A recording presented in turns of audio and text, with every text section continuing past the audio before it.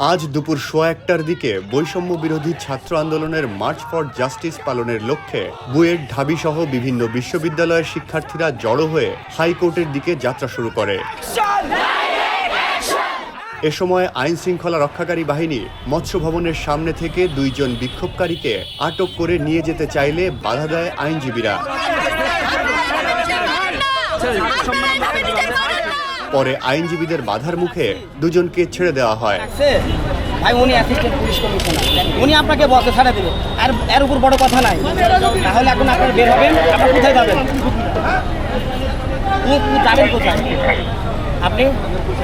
আচ্ছা আপনি এদিকে যাবেন, আপনি কোন দিকে যাবেন? আচ্ছা দুজনের দিক চলে যাবেন, যান,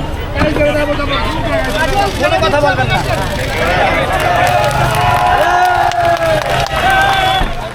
এর আগে মার্চ ফর জাস্টিস কর্মসূচি পালনের লক্ষ্যে শিক্ষার্থীদের মিছিল শিশু একাডেমির সামনে গেলে পুলিশ তাদের বাধা দেয়। পুলিশের সঙ্গে ধস্তাধস্তির এক পর্যায়ে কয়েকজন শিক্ষার্থীকে তুলে নিয়ে যাওয়া হয় বলে অভিযোগ করেন বিক্ষোভকারীরা।